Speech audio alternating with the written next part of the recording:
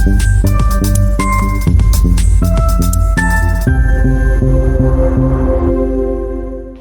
Everyone, welcome back to Shri Balaji nursing.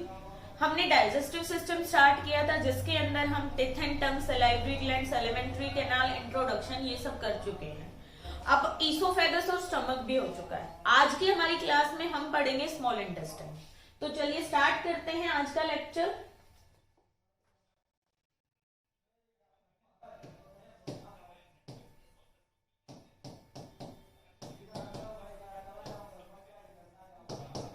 Small intestine digestive system का या alimentary canal का एक पार्ट होता है जिसे हम कहते हैं स्मॉल इंटेस्टाइन। ये शुरू होता है पाइलोरिक स्फिंक्टर से लेके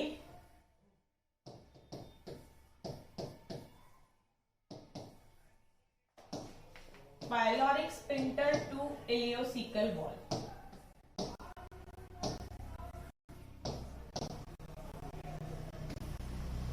स्टमक का एंड पार्ट कौन सा होता है?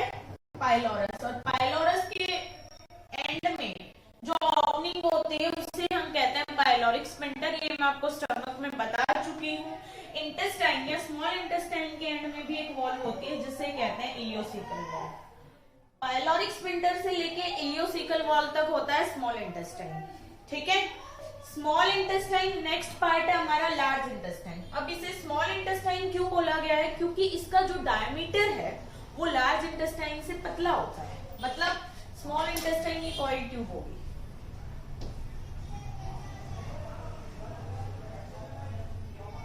इस तरीके से कॉइल ट्यूब होती है स्मॉल इंटेस्टाइन।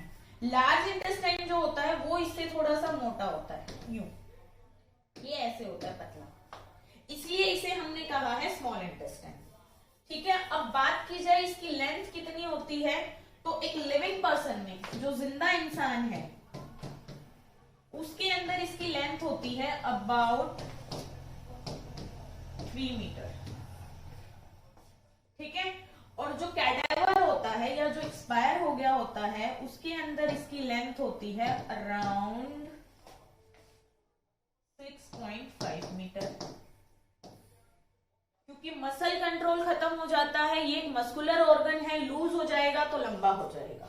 लिविंग के अंदर 3 मीटर लॉन्ग होता है अराउंड, और कैडेवर के अंदर होता है ये 6.5 मीटर लॉन्ग। अब स्मॉल इंटेस्टाइन जो है वो चीफ साइट है, चीफ साइट फॉर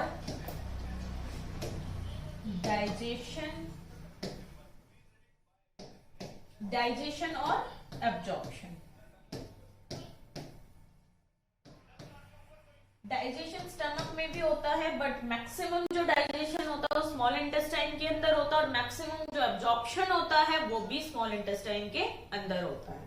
ठीक है। वाटर और न्यूट्रिएंट्स उनका जो एब्जॉर्प्शन होता है वो स्मॉल इंटेस्टाइन के अंदर सबसे ज्यादा होता है। अब इसके 3 पार्ट है। स्मॉल इंटेस्टाइन के कौन कौन से पार्ट है? 3 पार्ट है। सबसे पहला पार्ट है डियोडेनम, सबसे स्मॉलेस्ट पोर्शन है।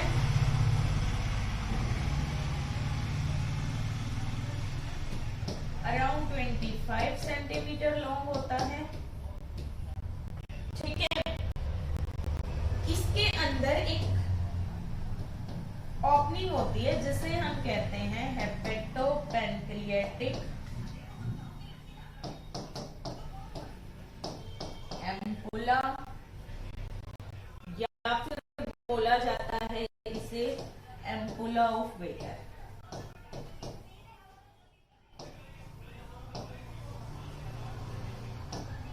जहां पर pancreatic duct, common bile duct और इंटेस्टाइनल डक्ट, ये तीनों डक्ट आके मिलती हैं, अपने जूसेस को वहां पर छोड़ देती हैं, और यहाँ पर क्या होता है? डाइजेशन होता है। क्या होता है? डाइजेशन होता है। इंटेस्टाइनल जूस, बाइल जूस और पैनक्रियाटिक जूस, ये तीनों जूस मिलकर क्या कराते हैं? यहाँ पर डाइजेशन कराते हैं। किसके अंदर? डियोडेनम के अंदर। अब डियोडेनम का अगर मतलब देखा जाए तो ये होता है 12, डायमीटर ऑफ 12 फिंगर्स जितना होता है ये, डायमीटर ऑफ 12 फिंगर्स। हम अगर अपनी फिंगर्स को ऐसे लगाएंगे तो ये कितनी हो गई, 10 हो गई। अब इसमें 2 फिंगर्स को ऐड कर लो तो 12 फिंगर्स का जितना डायमीटर होता है उतना सेंटीमीटर लॉन्ग क्या होता है, ड्यूओडेनम होता है।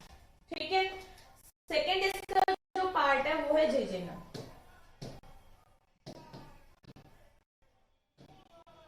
मिडल पार्ट है प्रॉक्सिमल पार्ट, कौन सा था, ड्यूओडेनम। ये कौन सा था, प्रॉक्सिमल।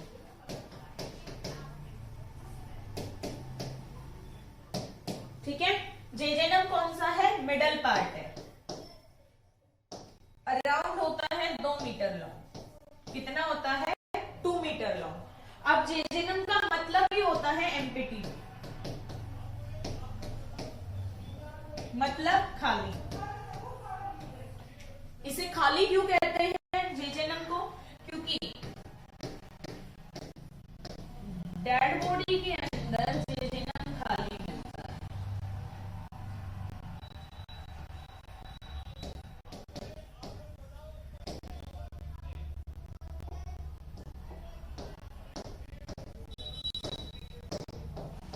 पोस्टमार्टम चेंजेस होते हैं कि बॉडी के अंदर कितनी देर बाद क्या क्या चेंजेस होते हैं। इंटेस्टाइन में तो लार्ज इंटेस्टाइन में गैस प्रोड्यूस करता है जिसकी वजह से कुछ टाइम बाद बॉडी जो फूल जाती है। इसी तरीके से अगर किसी डेड बॉडी का जेजेनम देखा जाए तो वो खाली होता है। इसका नाम भी इसीलिए जेजेनम रखा गया क्योंकि एम्प्टी होता है। थर्ड जो होता है वो होता है इलियम। इलियम जो होता है वो विटामिन B12 के एब्जॉर्प्शन की एक मेन साइट है।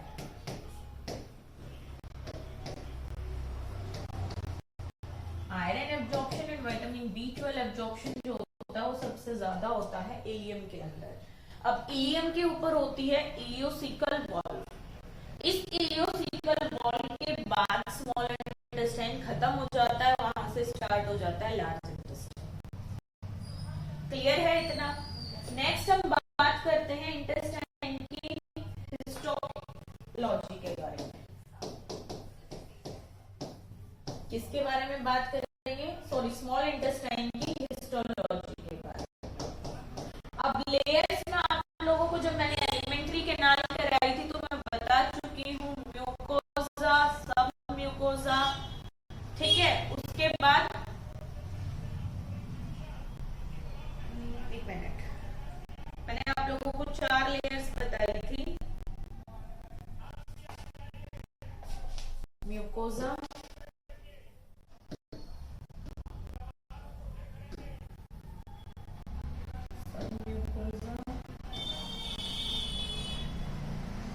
मुझे एक मिनट दीजिए।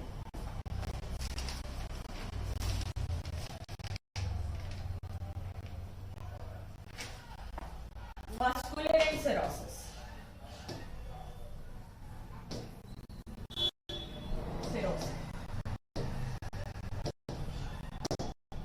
मस्कुलर लेयर भी बताया था आप लोगों को कौन कौन से मसल फाइबर होते हैं। सिर्फ ऑब्लिक मसल फाइबर जो होते हैं वो स्टमक के अंदर प्रेजेंट होते हैं।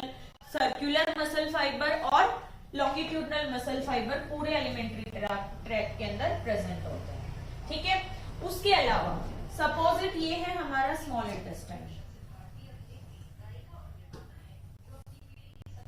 ठीक है, अब इसके अंदर इस तरीके से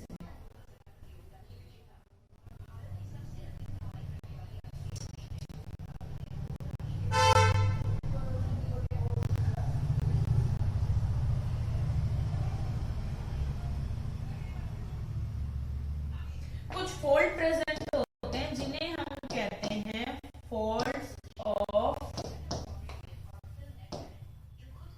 करकेरी। जिन्हें क्या कहते हैं हम, फोल्ड्स ऑफ करकेरी। ठीक है, इन फोल्ड्स के भी कुछ फोल्ड प्रेजेंट होते हैं इस टाइप से। इसे कहा जाता है विलाई। इस विलाई के ऊपर भी कुछ हेयर लाइक प्रोजेक्शन प्रेजेंट होते हैं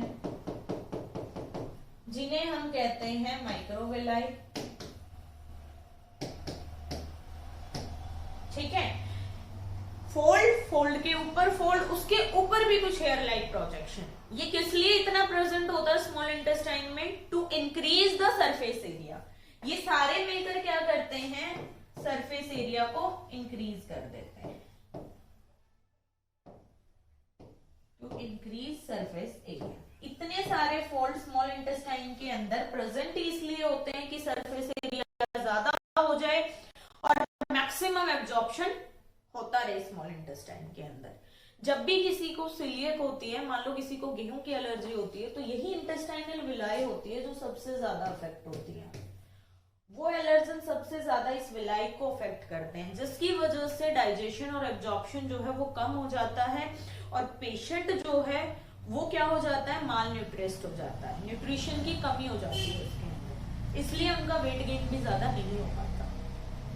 ठीक है, तो सबसे पहले फोल्ड होते हैं फोल्ड ऑफ कर्क रिंग्स, उन फोल्ड्स के ऊपर भी फोल्ड प्रेजेंट होते हैं। इस पूरे फोल्ड को बोल दिया हमने फोल्ड ऑफ कर्क रिंग, ये एक फोल्ड है, इंटेस्टाइन के अंदर प्रेजेंट होते हैं। उसके ऊपर फिर एक फोल्ड प्रेजेंट होता है जिसे कहते हैं विलाई। इस विलाई के अंदर इस तरीके से लिम्फ वेसल्स भी प्रेजेंट होती है जिसे हम कहते हैं लैक्टियल। ठीक है, अब विलाई के सरफेस पे भी हेयर लाइक प्रोजेक्शंस होते हैं जिन्हें कहा जाता है माइक्रोविलाई। ये क्या करते हैं, स्मॉल इंटेस्टाइन के सरफेस एरिया को बढ़ाने का काम करते हैं जिससे डाइजेशन और एब्जॉर्प्शन मैक्सिमम हो सके। अब नेक्स्ट हम बात करते हैं स्मॉल इंटेस्टाइन के अंदर ग्लैंड कौन कौन से प्रेजेंट होते हैं। तो सबसे पहला प्रेजेंट होता है इसके अंदर इंटेस्टाइनल,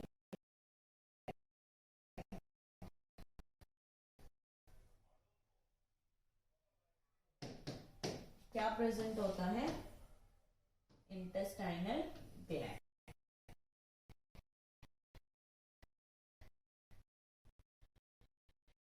इस इंटेस्टाइनल ग्लैंड की सेल्स होती हैं, पहली सेल होती है क्रोमेफिन सेल।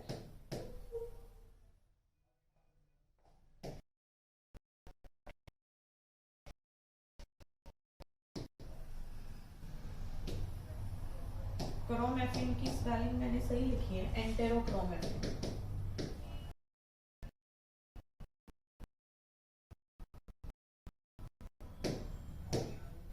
क्या होती है, एंटेरोक्रोमेफिन सेल्स होती हैं। ठीक है, सेकंड होती है इसके अंदर goblet.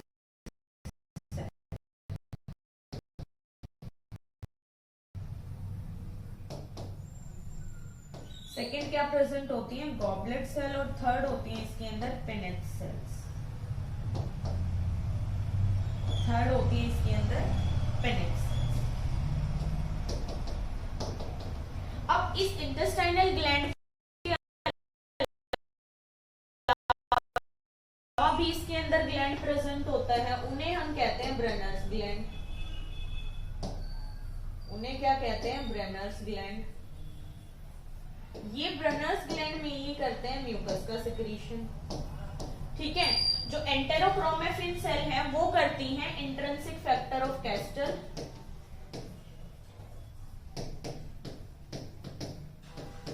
Intrinsic factor of castor. वैसे मैंने आप लोगों को इंट्रिंसिक फैक्टर बताया था, स्टमक के अंदर भी सिक्रीट होता है। ठीक है, चीफ सेल, पेराइटल सेल, और वहां पर भी मैंने सेल्स बताई थी कि इंट्रिंसिक फैक्टर का सिक्रीशन करती हैं। इंट्रिंसिक फैक्टर का काम क्या होता है, ये विटामिन B12 के एब्जॉर्प्शन में हेल्प करता है। क्या करता है, विटामिन B12 के एब्जॉर्प्शन में हेल्प करता है। इंट्रिंसिक फैक्टर जो है वो इंटेस्टाइन से भी सिक्रीट हो रहा है। गॉबलेट सेल्स भी म्यूकस का सिक्रीशन करती हैं और ब्रेनर्स ग्लैंड भी म्यूकस का सिक्रीशन करते हैं। ठीक है, मुझे दीजिए। उसके अलावा आता है यहाँ पर पिनेट सेल। ठीक है, क्या आता है उसके अलावा, पिनेट सेल। पिनेट सेल यहाँ पर क्या करती हैं, ये साइटोकाइन्स क्या करती हैं, साइटोकाइन्स रिलीज करती हैं। किस नाम से साइटोकाइन रिलीज करती हैं, डेफेंसिन। डेफेंसिन नाम से साइटोकाइन रिलीज करती हैं, जो क्या करता है, एंटी माइक्रोबियल प्रॉपर्टी का होता है और जो हमें इन्फेक्शन से बचाने की कोशिश करता है। जो भी खाना नीचे आता है ना, क्या होता है, एंटी माइक्रोबियल।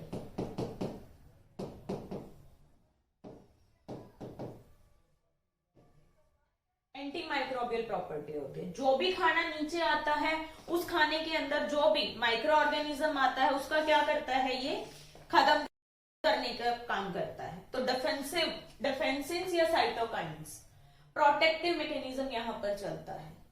आई होप यहां तक आप लोगों को क्लियर हो गया होगा। दो टाइप के ग्लैंड्स होते हैं, इंटेस्टाइनल ग्लैंड और ब्रनर्स ग्लैंड। इंटेस्टाइनल ग्लैंड में 3 टाइप की सेल होंगी, एंटेरोक्रोमेफिन सेल, गॉबलेट सेल और Paneth cell. Chromaffin cell intrinsic factor of Castle secrete करते हैं जो विटामिन B12 के एब्जॉर्प्शन में हेल्प करता है। गॉबलेट सेल म्यूकस सिक्रीट करते हैं और पेनेट सेल क्या करती है, साइटोकाइन्स या डिफेंसिन नाम से एक एंटी माइक्रोबियल प्रॉपर्टी का एक एंजाइम सिक्रीट करती है। ठीक है, देन आते हैं ब्रनर्स ग्लैंड जो क्या करते हैं, म्यूकस का सिक्रीशन करते हैं। म्यूकस क्या काम करता है, जैसे खाना स्टमक से इंटेस्टाइन के अंदर आता है, स्टमक की पीएच होती है एसिडिक, हमने खाना मुंह में लिया, चबाया, सलाइवा मिक्स हुआ, खाना बन गया बोलस। खाना जो है वो ये बोलस आया स्टमक के अंदर, इसके अंदर एसिड मिक्स होगा, एसिड मिक्स होने के बाद ये बन गया काइन। अब ये काइन जो है ये आगे इंटेस्टाइन के अंदर, इंटेस्टाइन का जो पीएच सिस्टम होता है वो कैसा होता है, हाईली एल्केलाइन। क्या होता है, हाईली एल्केलाइन। तो जैसे ही ये एसिड हमारे इंटेस्टाइन की लेयर में आएगा तो ये क्या करेगा, डैमेज कर देगा, जिससे होंगे इंटेस्टाइनल अल्सर। उस अल्सर से बचाने के लिए इंटेस्टाइनल ग्लैंड और ब्रनर्स ग्लैंड क्या करते हैं, म्यूकस का सिक्रीशन कर देते हैं। ये म्यूकस क्या करता है, हमारे इंटेस्टाइन की चारों तरफ, उसकी वॉल के चारों तरफ एक लेयर क्रिएट कर देता है, जिससे इसके ऊपर एसिड का असर नहीं होता है, कोई भी एक्शन नहीं होता है। और एल्केलाइन में आके एसिड क्या होता है, न्यूट्रलाइज हो जाता है। उसके बाद इसके एल्केलाइन नेचर से और बहुत सारे एंजाइम से खाने का डाइजेशन होगा, फिर एब्जॉर्प्शन होगा। क्लियर है? चलिए अब आगे हम बात करेंगे इंटेस्टाइन के सिक्रीशंस की। इंटेस्टाइन के सिक्रीशंस को हम कहते हैं सक्सेस एंटेरिकस। जो भी इंटेस्टाइन सिक्रीट करता है उसे कहा जाता है सक्सेस एंटेरिकस। ये है इंटेस्टाइनल सिक्रीशंस। अब ये success entericus 1800 ml per day तो सिक्रीट होता है, ठीक है, highly alkaline in nature,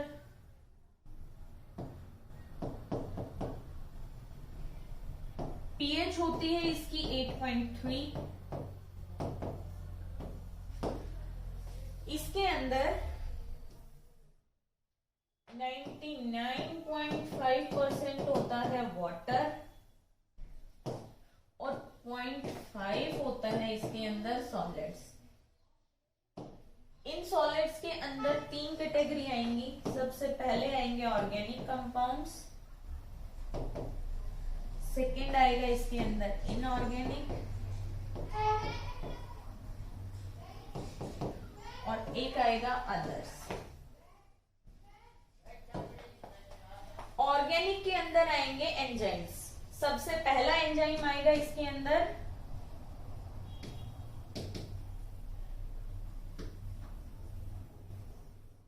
एम्योलाइटिक enzyme, second आएगा इसके अंदर लाइपोलाइटिक एंजाइम, और थर्ड आएगा इसके अंदर प्रोटियोलाइटिक एंजाइम। ठीक है, एम्यूलाइटिक एंजाइम में आते हैं यहां पर सुक्रेज,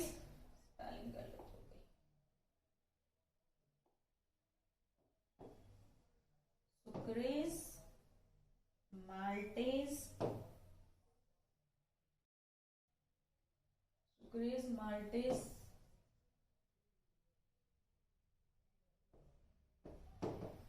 लैक्टेज, लैक्टेज के बाद आता है इसमें डेक्सट्रेज, और एक आता है यहाँ पर ट्रीहेलोज, सुक्रोज, माल्टोज, देखो ये तो क्या करेंगे, सुक्रेज, माल्टेज, लैक्टेज, जो भी पॉलीसेकेराइड है उसको कन्वर्ट कर देंगे मोनोसेकेराइड के अंदर, मतलब कार्बोहाइड्रेट को कन्वर्ट कर देंगे ग्लूकोज में।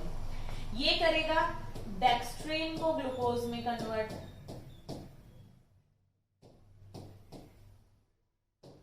ठीक है, ट्री हेलोज क्या करता है, एक ट्री हेलोज करके कार्बोहाइड्रेट होता है, किसके अंदर प्रेजेंट होता है, ये मशरूम में और यीस्ट में, उसे कन्वर्ट करता है ये ग्लूकोज के अंदर, उसे किस में कन्वर्ट कर देता है, ग्लूकोज में कन्वर्ट। ठीक है, लाइपोलाइटिक में होता है लाइपोलाइटिक में क्या होगा, लाइपेज। ये लाइपेज क्या करता है, ट्राइग्लिसराइड्स को कन्वर्ट करता है इसके अंदर, फैटी एसिड्स के अंदर। मतलब ये लाइपेज क्या करता है, लिपिड्स का डाइजेशन कराएगा, उसे कन्वर्ट करेगा फैटी एसिड्स में। एम्ब्रियोलाइटिक के अंदर सारे क्या आएंगे, कार्बोहाइड्रेट डाइजेशन के एंजाइम्स आएंगे। ठीक है, देन आता है प्रोटियोलाइटिक, इसके अंदर आएंगे पेप्टिडेज।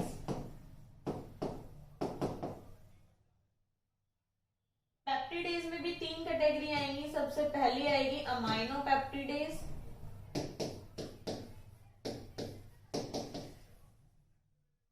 डायपेप्टिडेज, और एक आएगा इसके अंदर ट्राइपेप्टिडेज।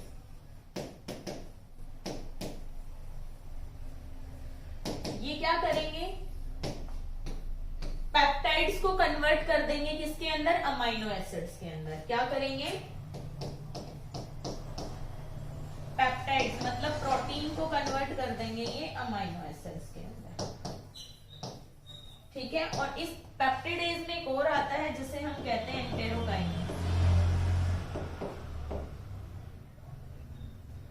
ये क्या करेगा, ये ट्रिप्सिनोजन को कन्वर्ट कर देगा ट्रिप्सिन के अंदर।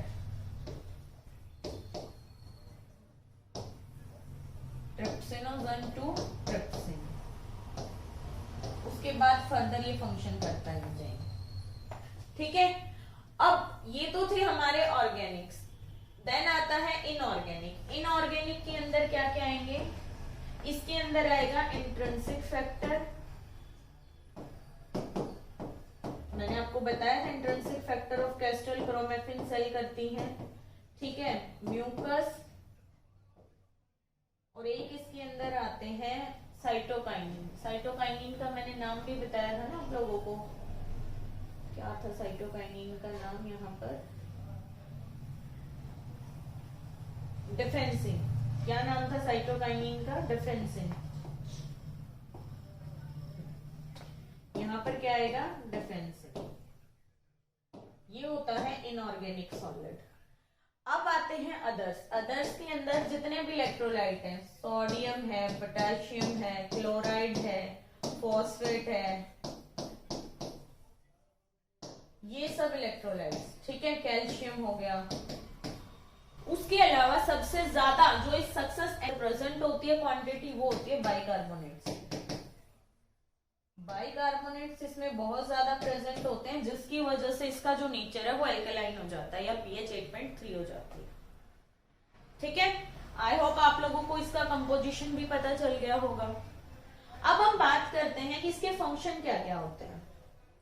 इस सक्सेस एंटेरिकस के फंक्शन आप देख लें या इंटेस्टाइन के फंक्शन देख लें। सबसे पहला जो इसका फंक्शन होता है वो होता है डाइजेस्टिव फंक्शन।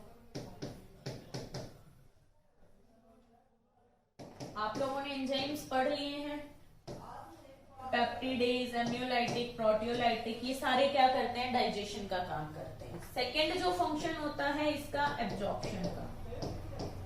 सेकेंड क्या होता है, एब्जॉर्प्शन।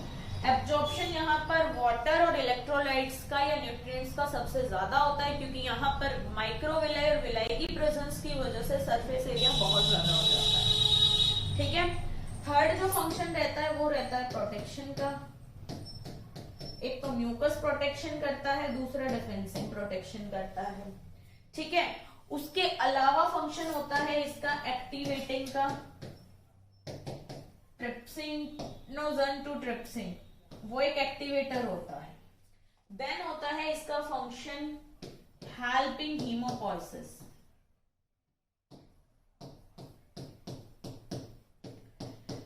ब्लड की फॉर्मेशन में हेल्प करता है, क्योंकि यहाँ पर इंट्रिंसिक फैक्टर प्रेजेंट है जो क्या करता है, विटामिन B12 की हेल्प करता है। और विटामिन B12 का सबसे ज्यादा एब्जॉर्प्शन होता है इलियम के अंदर।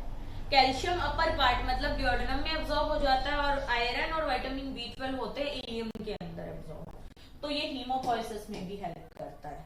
ठीक है, उसके अलावा हाइड्रोलाइटिक फंक्शन भी होते हैं।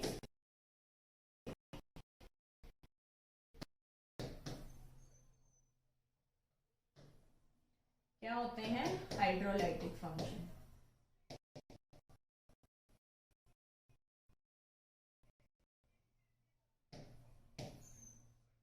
तो ये है सक्सेस एंटेरिकस के फंक्शन, या होते हैं स्मॉल इंटेस्टाइन के फंक्शन। तो यहाँ पर हमारा स्मॉल इंटेस्टाइन कंप्लीट होगा। अगली क्लास में हम मिलेंगे लार्ज इंटेस्टाइन के साथ। तब तक आप अपने सिस्टम के पुराने टॉपिक्स को रिवाइज करते रहिए। Thank you.